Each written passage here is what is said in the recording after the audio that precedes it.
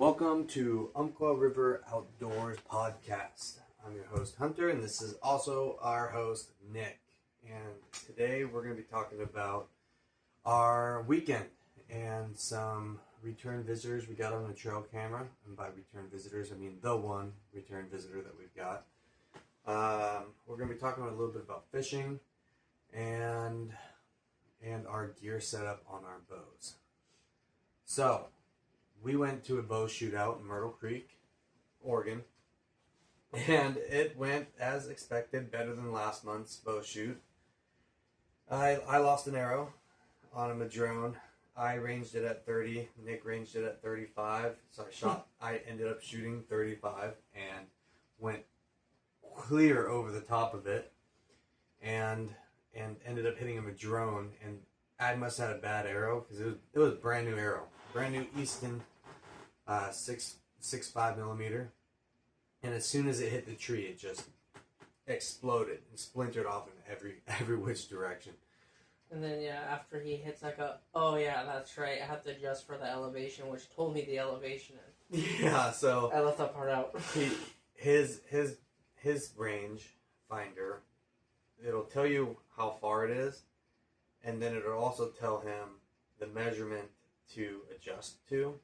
Well, mine will automatically do it. I don't have to do any subtraction or adding. So we both ended up losing an arrow or two. The first half of the course was all uphill, so you're shooting all uphill, and there were some really tricky shots. I mean, I had a couple shots that were only about 2 or 3 inches in diameter that you had to aim through to get your target. And the funny enough thing about that is I hit all of those, but the one arrow that I blew up was actually a wide open shot. Nick got a little bit of redemption on the lower half of the trail. You want to tell him about that? So the last time we did it, there's one target. It's a 3D shoot we do, so 3D foam targets. And there's a small madrone limb hanging right over where you have to shoot through, and there's no possible way anybody should hit it. I let mine go, and I know that. And all of us are like, how did you hit that? I was like, I don't know how I hit that. So there's a group of guys we went with. We met up there last time, and we ended up just shooting with them after talking with them, and they were there this time. So he did the same thing. We'll just shoot as a group, and we get there, and everybody's like, who's going to shoot this one first? And everybody looks at me, they're like, Nick's going to shoot it first. He needs redemption. I'm like, redemption? I'm looking like, oh. Redemption. Yeah, it's the redemption shot. So I shot it this time. I didn't hit that tree. I did hit the target, but I barely caught the target, or it went down way over the bank. Yeah. And that was on the lower half of the shoot. The upper half, we actually ended up running it just us two. Mm-hmm.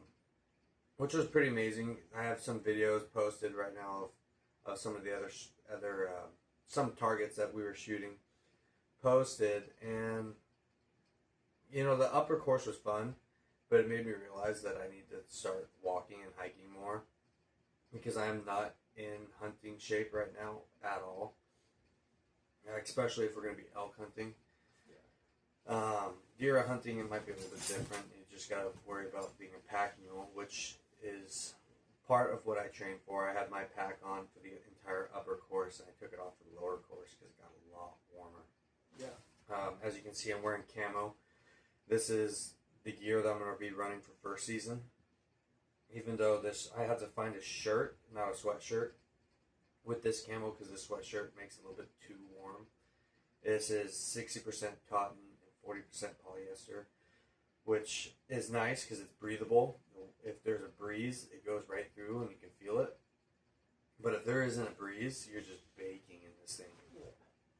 But the pants did good. I had no problems with the pants at all. But the lower half of the course, by the end of that, I was getting pretty freaking tired. But we had this one target that was.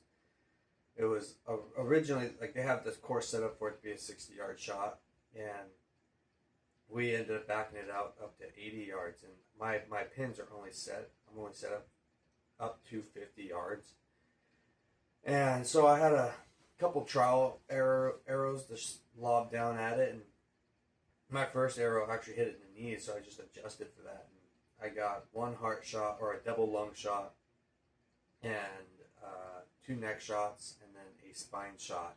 So all 5 arrows I launched at it from 80 yards actually hit the target, which was awesome. It made me realize that if I can hit these targets, and we're going to be doing a lot more 3D shoots this summer, that I should go and get a spot hog. So I'm going to make that investment to get into that spot hog, single pin.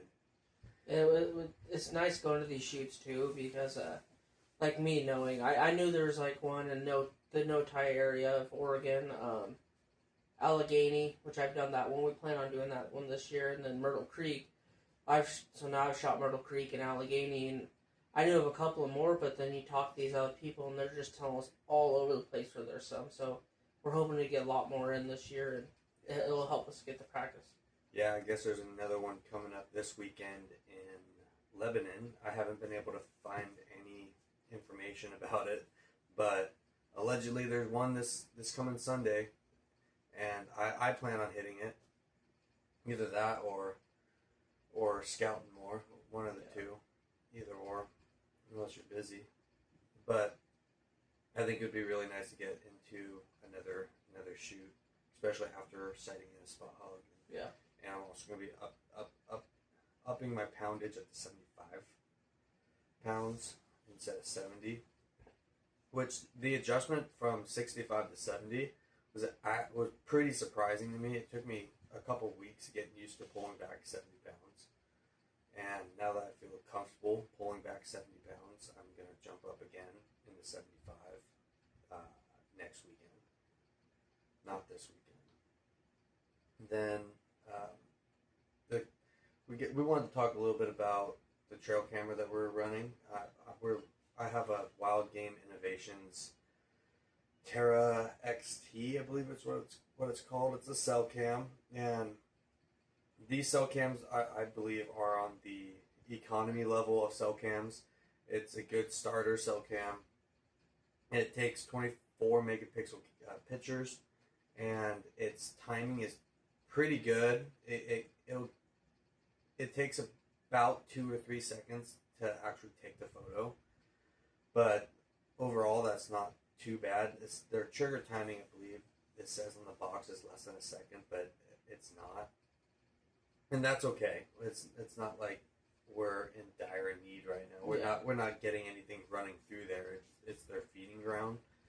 And one of the things that we've noticed, at least I've noticed, and Nick has said something about this doe that we have in there, is coming up from the south end, the south facing ridge top or a draw, and then coming up onto the ridge and feeding, and then moving back up to the hill at 4:44-ish. And it's heading down the hill at around 7:30, which is good timing because that gives us plenty of time to get in there during the dark to get them before they head down to the bottom of the hill. And in our later hunts, we can just wait for them at the top, and we park at the top. So it just overall makes it pretty easy. That tells me also that their water is going to be on that south side slope instead of what I thought it was going to be on the north side slope. Yeah, which, I mean, later on we'll keep watching it, and it might change its patterns too, depending on what the weather's going to do also. Yeah, and the other thing that's good about that camera is it tells you the moon phases.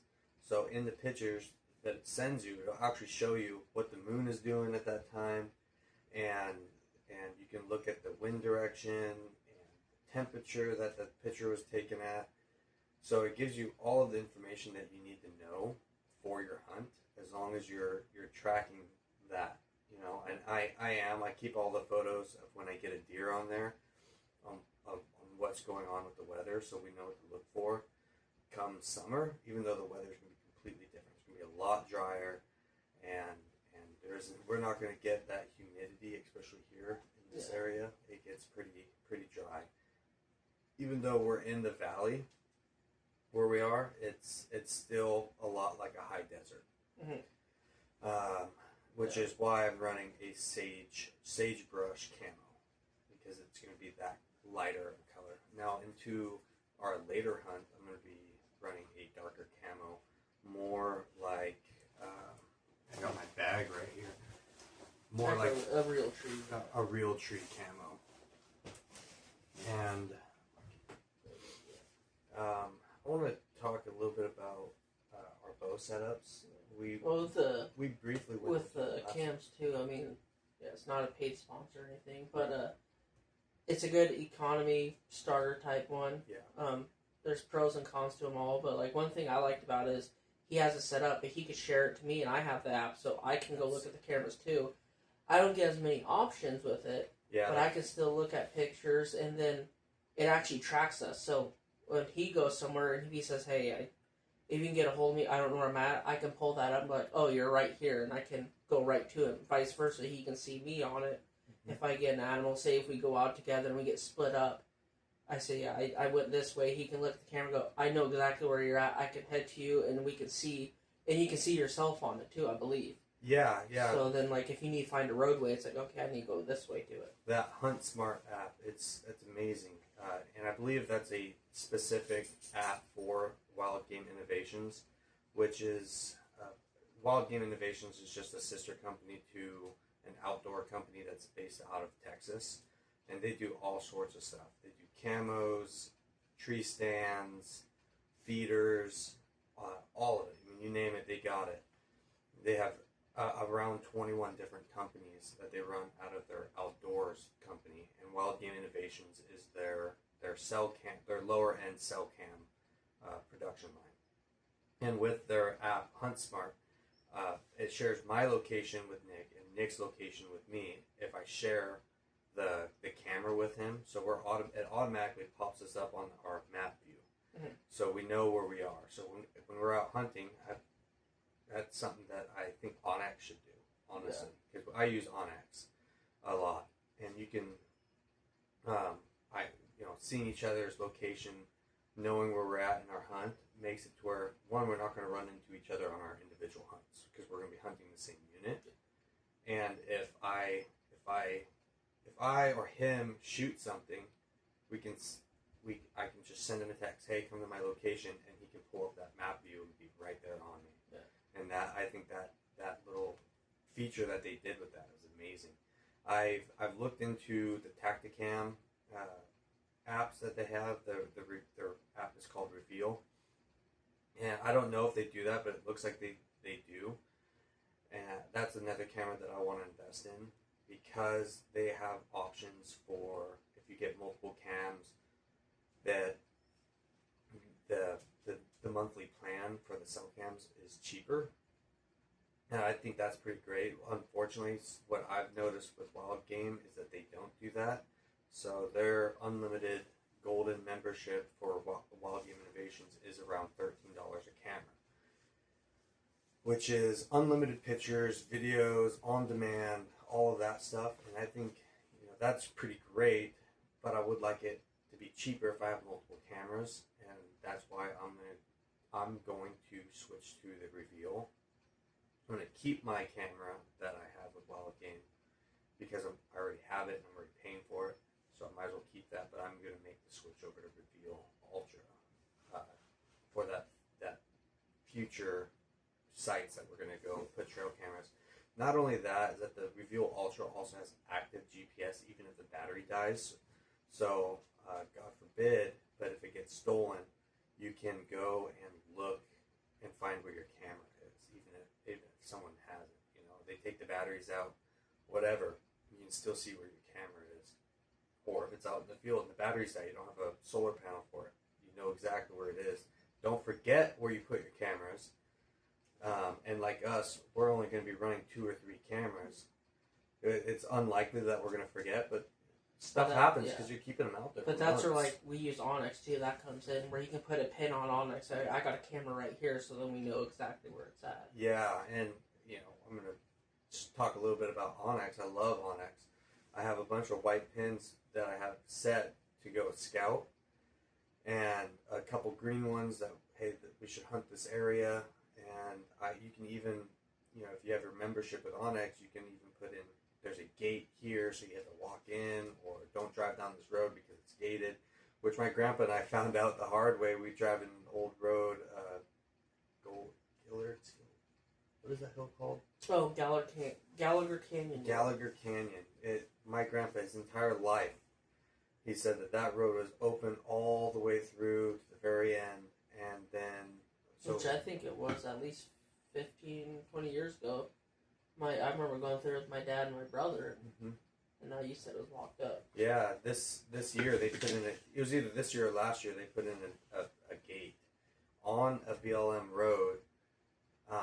I think it just slightly intersects with Lone Rock, and they put a gate, and it's very unfortunate because you can't drive all the way through and hunt the rest of those areas. You can't really blame the timber companies like that with the people littering and stuff like that.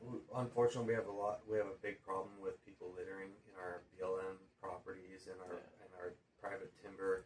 I mean, we ran into some what do you call them? Campers out there. Oh, yeah, squatters. Not really, kind of squatters, but yeah. Squatters out on BLM. Yeah, way out somewhere, just way out in the middle on this ridge. And it was a good area too. That we were like, we went to check this place out, put up cameras, and we see that, and we're like, I don't want to leave my equipment here in case they try to steal it. Yeah, there was a lot of good sign in this area. There's a nice private field at the bottom that we're not going to hunt that. It's private, someone else's property, but we can get them coming into that BLM. And so we were going to hunt this, and then we drove up the road a little ways and saw these squatters, and we're like, oh man, we can't do that. And I looked at it on Onyx, and the Onyx app hasn't been updated in like a year, and they were there on that satellite feed, so they've been there for a while, which is unfortunate. So we totally took that entire area out of our range, our hunting range, and we're going to focus more on the the western side of the Cascades, eastern side of I-5 area. And then, we clear to go into bow setups. Yeah. So I'm running the Matthews V3 31, and I bought it brand new in 2021. I went over this a little bit back in the last episode last week. I actually brought it with me today to demonstrate. I'm also running, my draw length is 29 inches. I can't get it out. Oh, we got arrow stuff. I'm running a 30-inch draw length, or 29-inch draw length, 30-inch arrows. The Matthews V3. This is the first of its generation for this setup with Matthews, and then they went into the V3X, the Lift X, Phase 4, and then the Arc. And so mine is honestly, I think it with FPS wise, it doesn't compare to the newer bows. The draw is a little bit harder than the Lift X or the Arc, but I'm so comfortable with this bow, and there's so many things that are good about this bow that I can't justify upgrading yet, and I want to upgrade. I want to get that Arc, because at a higher end of FPS, the Arc goes up to 340 FPS. I can get this thing up to 300 with the arrows that I'm running, which is 6.5 millimeter, 415 to 450 grain, and 100 grain broadhead. But this is the field tip, yeah. But I usually keep my broadheads in the quiver, but you left your bow at My broadheads. Oh, your brand new broadheads that you bought today? That sucks. I'm running a trophy cam sight on this right now, but like I said earlier, I'm going to be switching to a Spot Hog, which is, I found out yesterday, they are made in Harrisburg, Oregon, which is awesome. I'm really happy that I get to switch to an Oregon brand. right now my bow is shooting at... I'm going to go grab mine too. Yeah, go grab it. Right now my bow is shooting at 290 FPS. And that FPS is where I would like to keep it. I'm going to jump up to 75 pounds this weekend. And maybe the guy at the bow rack said that I should be getting around 295 to 298 FPS. So for simplicity, I'm going to say that it's 300 FPS. And fortunately for me, I have a range at my house, so I can shoot my bow and tune it in myself. I'm going to install my sight in myself and get into that side of archery where I'm building my own stuff. I want to get a couple dummy arrows, not these expensive Eastons, but a couple dummy arrows just to practice putting fletching on and putting inserts on. That way I can get more familiar with building my own arrow and cutting them. That way I'm not going to a bow shop, which the nearest bow shop is 45 minutes in either direction from me. So I can either go to Roseburg and go to Waldron's, or I can go to Eugene and go to the bow rack. Either way, I'm driving 45 minutes to a bow shop. So I want to learn how to set up my own arrows just for that specific reason. The other thing that I'm running is my release, which I'm not 100% familiar with, is the Nemesis. And I've had this thing for 5 years. I've never had an accidental release. Nick had one on Sunday. I don't know if was that user error or was that release error? A little bit of both. A little bit of both. So mine's supposed to automatically come back, but sometimes if I still got my hand on it a little bit, then once it doesn't want to roll back all the way. Oh, gotcha. So the Nemesis, this is the Nemesis V3. And it's several years old too, so it's probably starting to wear. Yeah, it probably is. Yeah. So this is just a simple trigger release. Another thing that I'm gonna have to do after hunting season, according to the bow rack and the text there, which I fully trust, is I'm gonna have to replace my strings at that interval, because my strings have been on my bow now for 5 years, and I probably should have maintenance them more. 3 years ago. 3 years ago, yeah. Then I'm running a SIG rangefinder, a SIG 1500 Buckmaster, and I have no complaints with this. All of the range I've had at the bow shoot yesterday, I was within a range or two, or a yard or two of everyone else, which can be a big difference, but it didn't change anything even when I was shooting 80 yards. So I'm going to stick with this instead of upgrading to a little bit more expensive one. I'm pleased with this, so I'm going to keep it. I'm also running a Bushmaster, or a Bushnell binoculars, and I have to send those in. They fogged up on the inside, and I've had them for 5 years, and they finally fogged up on the inside. So I'm going to send those in for a warranty claim. The broadheads I'm running are Grim Reaper mechanical, but I'm going to switch over to a Grim Reaper hybrid, so mechanical and fixed broadhead, because they're a little bit heavier. They're 125 grain, so I'm going to have to do some counterbalancing with my arrows a little bit. But I think that'll be a better option for me, because you get the best of both worlds. Just in case you don't get a mechanic, God forbid, but you don't get a release of those mechanical razors, I will still have my fixed side of those broadheads. Alright, so I'm going to switch over to those. I was talking with was he the owner of Waldron's that we were talking to, or was that just a worker?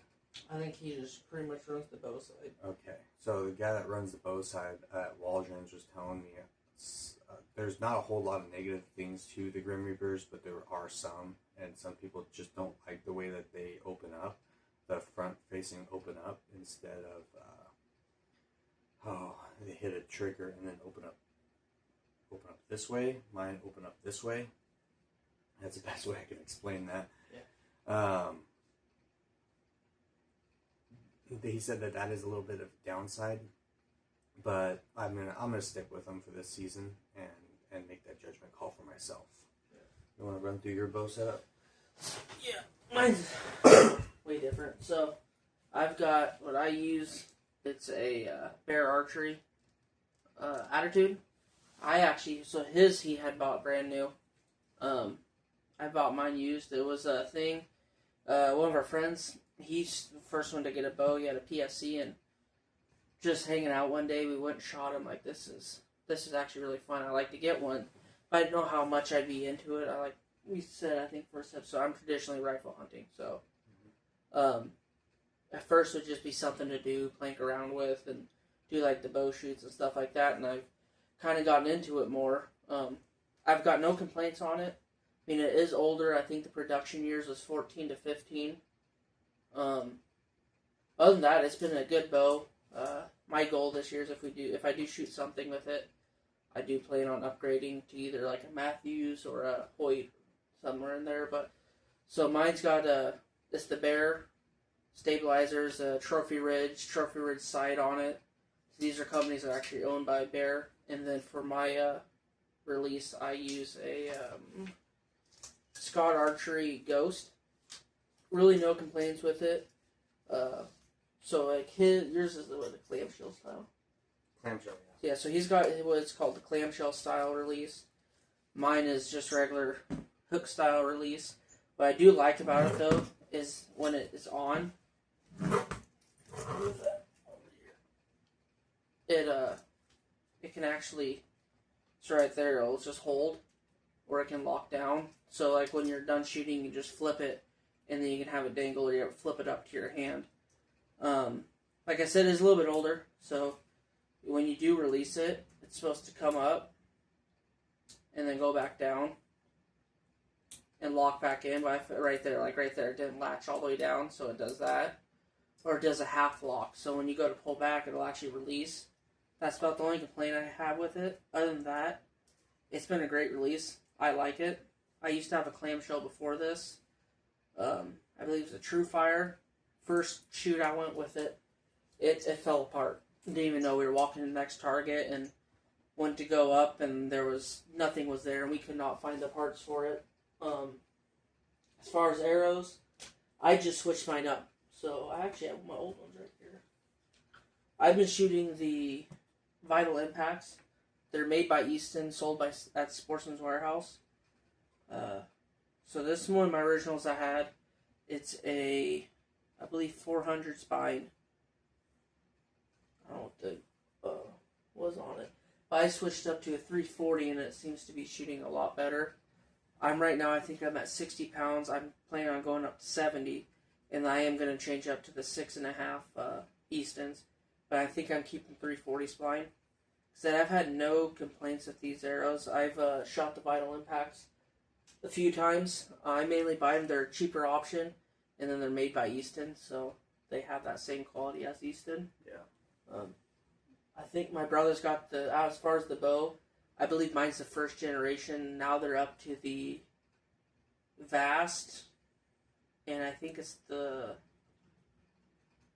Legit X or something like that. I looked at one today, and there's a little bit of difference in them. They're a little bit. I believe the Vast is lighter. My brother's got that one. He loves it.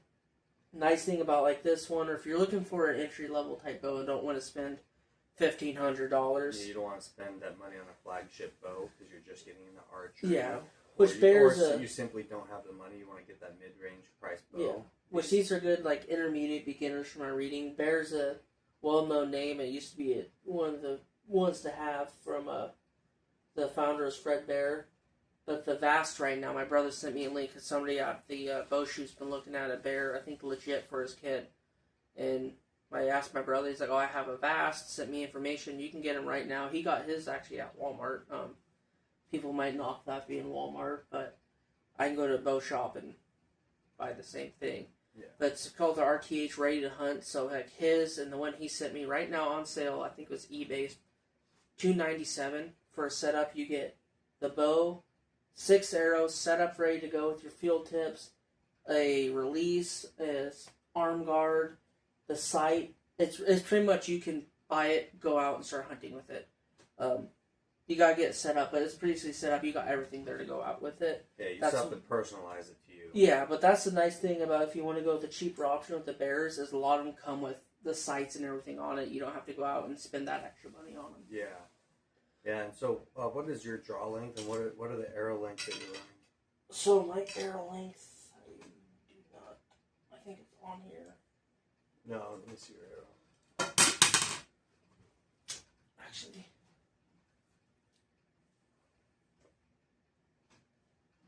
Gosh, that's like 29. Tape measure. Oh yeah, look at that. So from field tip to insert, he is running 28. What's your draw length? That's going to be something that you set up personalized to you. Yeah, I believe my draw length, I think that's a 29. If my arrow's a 28. Or is that 24? That's a 24. Okay, so my draw length is 24. My BCL is a 33 and a quarter. I don't know what BCL stands for. Or then I got SL numbers on there. My pull weight, this one's set to 60, like I said. I'm going up to 70, which is what I've read, I think is the max on these. You can go to 70, but like I said, it's a good starter bow. That's for one, too. Like, the guy we were shooting with yesterday that wants to get one for his kid's, I think, 8, 12, somewhere in there. Mm-hmm. He said if he buys that, he can shoot that all the way up through. He's 18 because you can adjust. There's a lot of adjustment to your draw length and your weight, so you can give it to a smaller kid. Set up. The older they get, they can keep going in there and getting it changed. Mm-hmm. I'm like you. Next time I go in, I'm getting new strings put on it. Yeah. And peep sight. I've been wanting to put a different actual sight on it from this Trophy Ridge and from the Whisker Biscuit to a different style. For my arrow, kind of like what yours is. Yeah, I like mine. Mine's Oh, what yours is? Oh, mine. I don't know what mine is either. It's a Hamski primer. Yeah. And we're just talking about this little the drop, the arrow drop right here, and I really like mine because it gets out of the way quick. I have no problems with it whatsoever. Yeah, then like you can see on mine, the Whisker Biscuit, the whiskers eventually start to kick out and kind of fray, and then you have to replace them. The other thing that I heard from another podcast, the Archery Project, about the Whisker Biscuits, not only do they start to fray, but there's also that added friction. Yeah. When the arrow's going through it, which could slow it down a little bit. Not so much throw it off course, but slow it down definitely.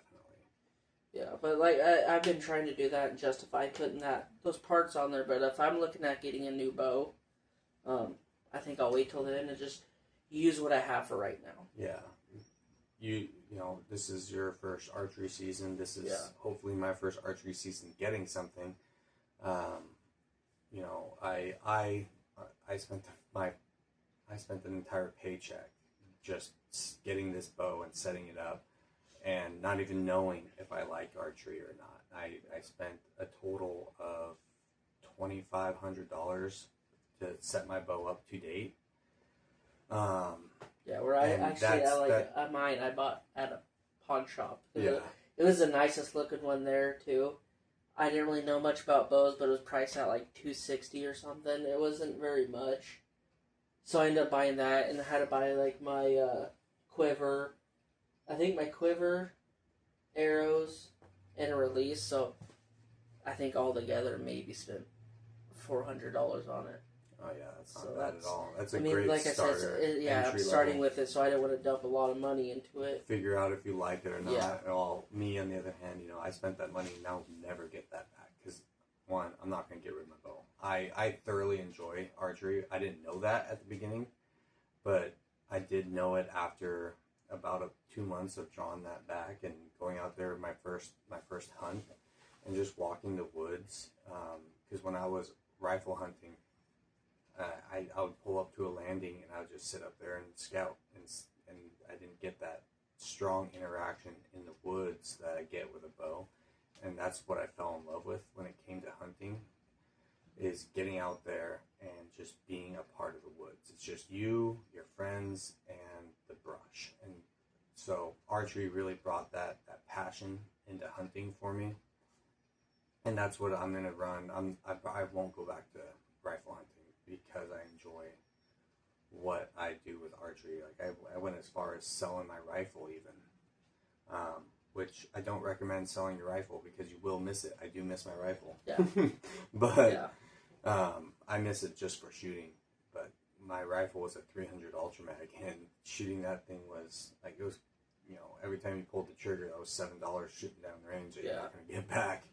Not only that is that first time I tried to sight in my new scope, I scoped myself hard, and I'm not like an amateur shooter, you know, I do shoot a lot of guns, but I got my face a little bit too close. You shot that gun so many years without a scope on it, and it's something you do have to get used to, because I remember when you shot it, you shoot once and you just kind of sat there and just laid the gun down, like, you scope yourself, and you're I scope myself, you look at me, and there's like blood running down your head. I'm like, yeah, you got yourself. Yeah, so it gave me a scar, which you won't be able to see probably, but I got a little scar somewhere right here on my nose.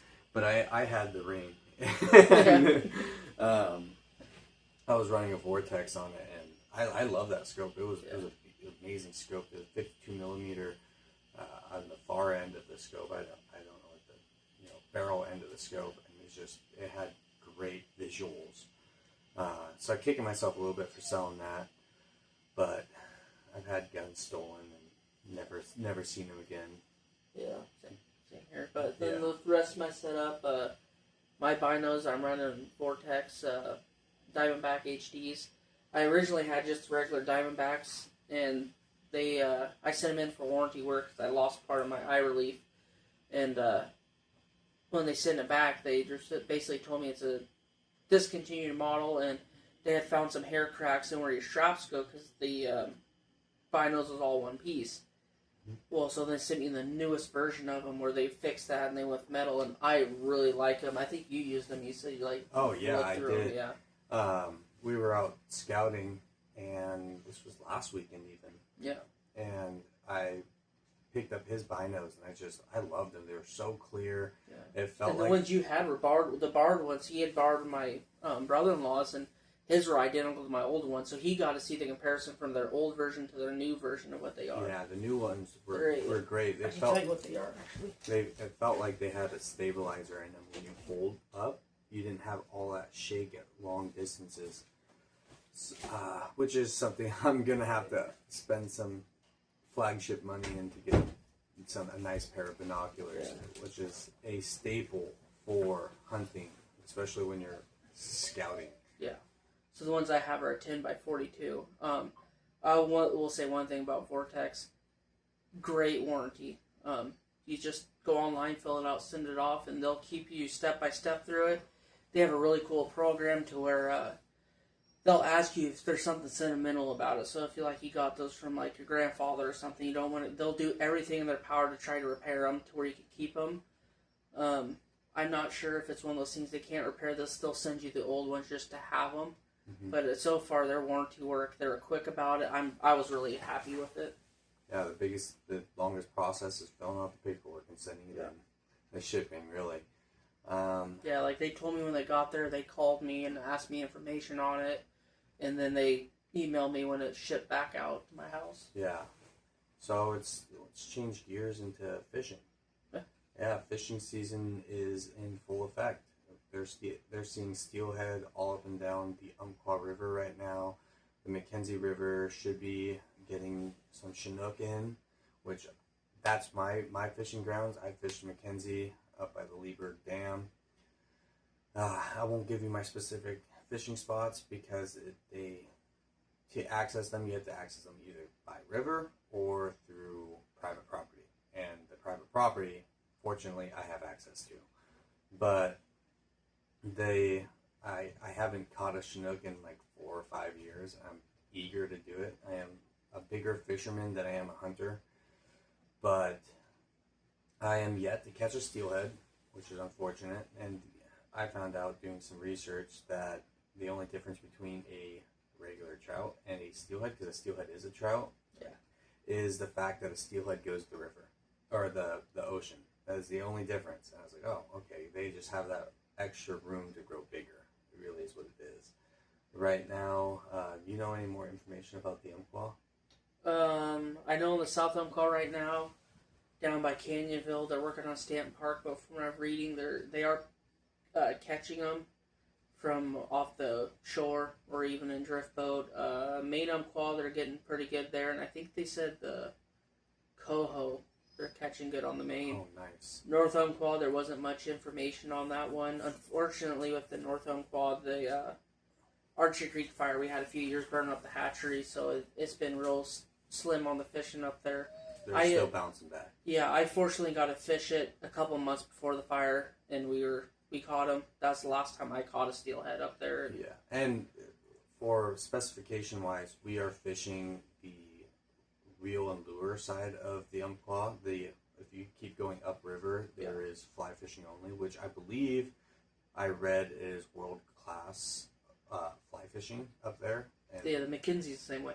Mackenzie's the same way, yes. And I'm big on fly fishing also. It's not my go-to, but I do have a really nice Remington fly rod, and I will probably I'm going to try. I'm not going to guarantee that I'm going to make it up there for some fly fishing, but I'm going to try to get up there for some fly fishing. The other thing that they said on the notice that I read is that the steelhead and the coho should be more active if we get a little bit of rain, so hopefully we get a little bit more rain. Yeah. I think the only other one I read was for Lamola Lake. They're getting the they were the coho, some other type. I think it's a type of landlocked salmon they were getting in there. Kokanee? Yeah, it was kokanee. But their limits are same as, I believe, trout. Yeah. Yeah, and 5 a day. another thing about the 1 over 20 inches. 20 inches, really? You get 1 over 20, but you can only have 5 a day. Okay. The other thing about the umpqua is that they have smallmouth. I just found out today, largemouth also, steelhead, coho on the lake side, right? Is that what you're saying? I think a lot of the people catch them out of Winchester Bay, out of the bay. Winchester Bay. Then they also have your striper bass. There's striper bass in the later season, like October is when. I think they have some catfish. They got, I've caught catfish in the South Umpqua. It's good for if you on the main. So there's a north, south, and mainstream Umpqua. Mm-hmm. The main is also really good if you want frog lakes for frog gigging. And then if you keep going south, past the bridge on right before Reedsport, they have sturgeon there too, which I found that out 2, maybe 3 years ago from my grandpa. I guess he went out there and sturgeon fished that in a little boat, which is awesome. I didn't know that, so I want to try my hands at catching a sturgeon. I fortunately have a friend up in Washington who guides sturgeon fishing, and he was an old boss of mine when I was doing natural gas pipeline. And he said that if I ever wanted to go sturgeon fishing on the Columbia, he will take me sturgeon fishing. He said he caught a 12-footer up there. He said it was like reeling in a log. You know, you're just sitting there for like an hour, just reeling the sucker in. We have another friend that bow fishes too. Yeah. I don't think he does it anymore though. He doesn't. Unfortunately, he sold his boat. I think he might still have his boat, but yeah, he used to do for the carp. It's a nuisance here in Oregon. It's an invasive species. They put them in the waters thinking it would help clean it up, and it actually made the problem worse. Yeah.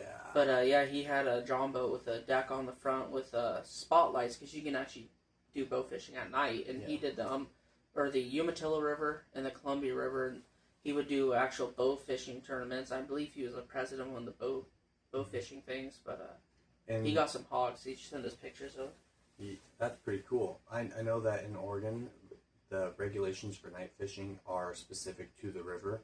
The Mackenzie, you cannot fish during the dark. You have to stop right at sundown.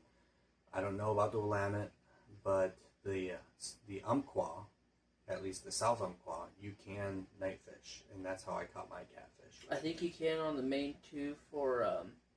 I know people used to do it for striper. Stripers too? Yeah. Okay, so that's down by Reedsport off of Smith River area. Yeah, that's starts up there by, I know part of it's up the, I don't know where the main might be Roseburg. Is the main. Okay. So once you hit 138 up there, that's the north, and then south down by Myrtle Creek, Canyonville, that's South Umpqua. Okay. I don't know exactly where the boundaries are and all that stuff. I'd have to look into that. Okay.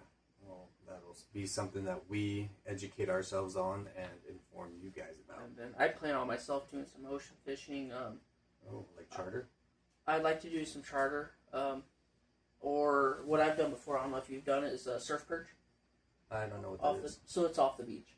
It's just a smaller fish. I've gone with my dad before. I've done some jetty fishing.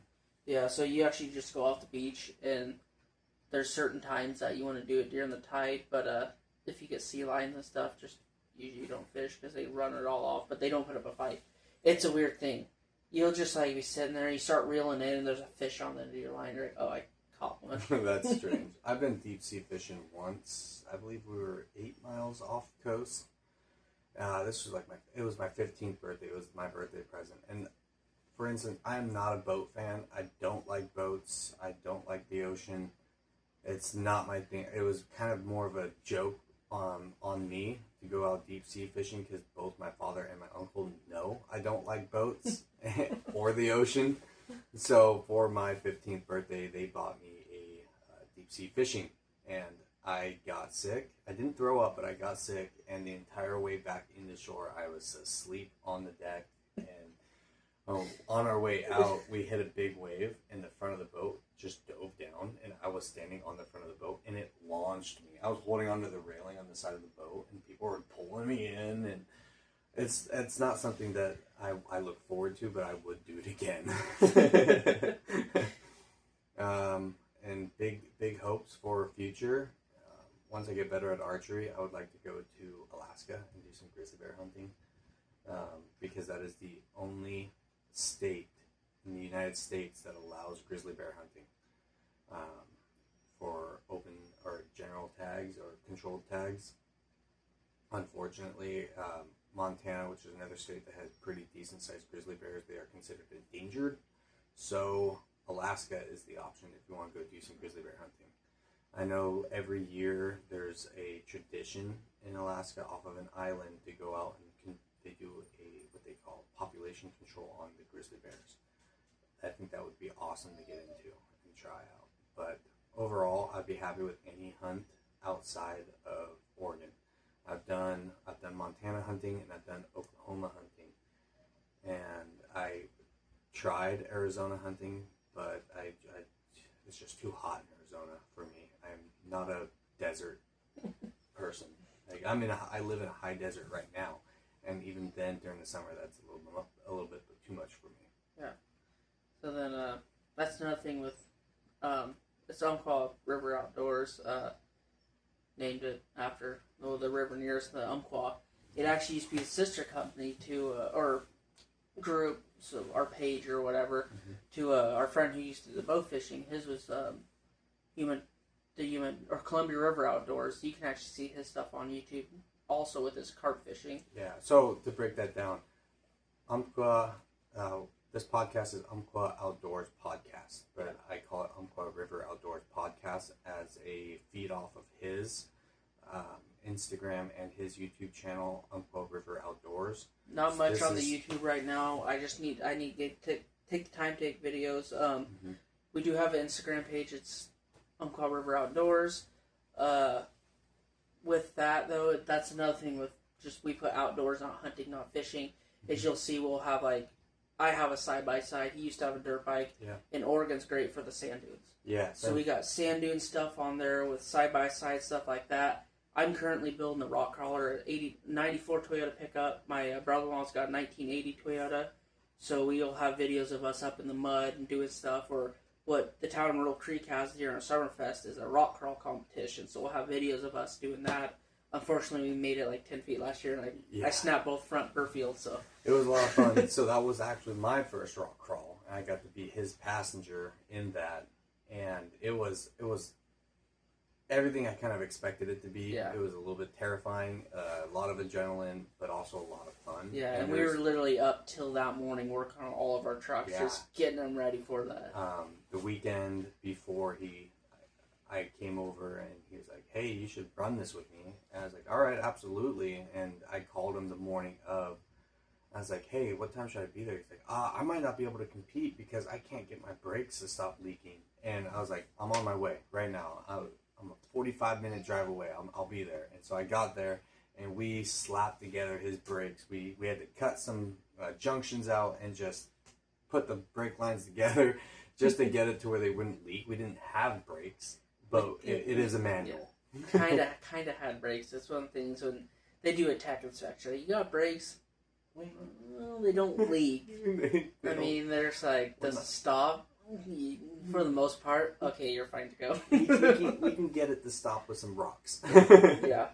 But, so yeah, that might be some other stuff we talk during the podcast. When we start making videos, there'll be all sorts of stuff. It's just different outdoor things that you can do in the state, at least the state of Oregon. Or we might have some going later on. Like, the place I like to go is Idaho to St. Anthony Sand Dunes, so I'd love to go there and get videos of that. Moab, that's definitely on my bucket list, is to go to Moab. But, as he's saying, outdoors. We do everything outdoors. I plan on doing like the Rubicon. My cousin, he has a Bronco, and he just did the Rubicon, I think, last year. So when I get my Toyota going, we need to make a trip, go hit the Rubicon and check that out. Yeah, and with that, I think we should end it. Yeah. Thank you all for listening to our rumbling and rambling podcast today. And thank you to South Umpqua Bow Hunters for putting on the bow shoot. Thank you, South Umpqua, Myrtle Creek. You guys have a great day. Thank you for listening.